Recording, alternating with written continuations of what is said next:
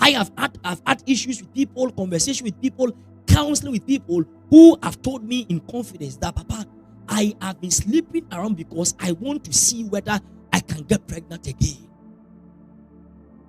I have sat with people in conversations and they've told me that, Papa, I have been sleeping around without protection. Ladies, they've been telling me, Papa, I have been sleeping around without protection because I want to see whether I can get pregnant again after that abortion.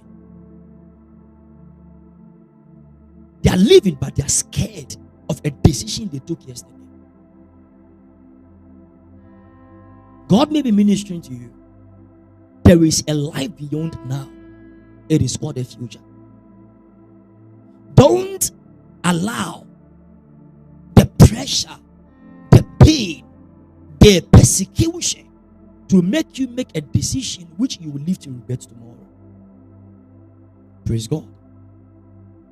The future comes with two things. Number one, regrets. Number two, rejoicing. As your pastor, when I stand and I look back, there are things I have done I'm not proud of. There are things I've done which are more or less like luggages. Some are things I did. Some are things I should have done which I never did. Decisions I could have made which I never made. There were people at the point I wanted to sack them from the church, but I never sacked them. And the day they finally went, the disaster they caused before they went, I wish I had sacked them when I had the nod and the feeling to sack them. And I never did. There are people that I stepped on their toes, that they are no longer with us, that deep down within, I wish I had treated their issue differently. Perhaps they could have been around and they would have been very helpful to this ministry and this commission. Of a truth, if they were present, their input would have made us far better than we are today. So I look back and I have regrets.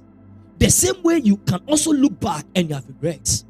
Remember the guy that you could have dated, but you thought he was a nobody, and today is happily married. He and his wife are out of the country. That could have been you. But you use arrogance to throw that offer away. Now that you are in today has come with regrets. Why? You are regretting the outcome of your careless living. Is God still with us? You are regretting it. I know if you had waited a little bit longer, you wouldn't have had issues of losing your virginity. The man you married would have been the one who would have broken your virginity, and that is your major pain in life, that you never married as a virgin simply because you couldn't hold on.